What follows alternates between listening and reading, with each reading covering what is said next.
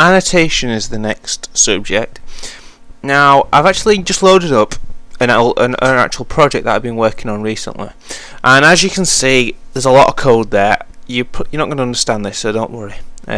However, you will understand it by the end of the course, I guarantee it.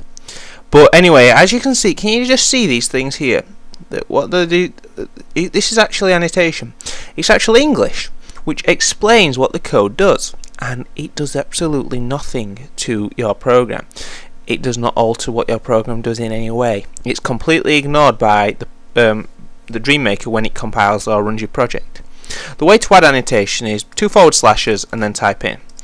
But it's a necessity in certain areas.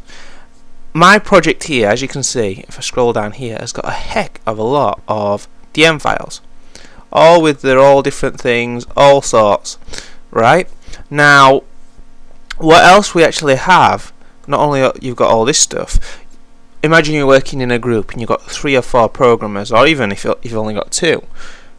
Without annotation, it will drastically slow down the time it takes to complete your project, because every time you've added some more code, the other user or coder has to come along, has to study each line of your code individually to work out what it does until he gets it in his head.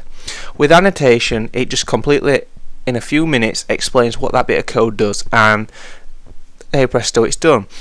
Also, even if you're working on your own and you've got a big project like I have, you really need to annotate in as many places as possible, because without annotation you can leave it for a few weeks or a month or 2 and you come back and you're gonna forget what your code was. You're gonna forget what happened. It just happens. I mean, that's me talking from experience there. I've done it before and I don't like annotation at all. I absolutely hate it, because to me I get an idea of what I want to program into my head or code, and I've got to do it, and I start coding, and 10 minutes later I've coded 20, 30, 40 lines, not put a single code of annotation in, so then I have to go back up and put it in, and because it doesn't make any difference to the program, I find it hard to do. But as I say, it's a good habit to get into doing it.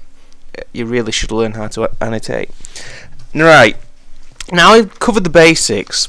In the next chapter we're actually going to start coding, and we're going to get straight into it. We're going to look at verbs, declaring variables, inputting data, manipulating data, turfs, objects, mobs, runtime errors, all these different types of things. You should really enjoy it, and it's going to be quite intense as well.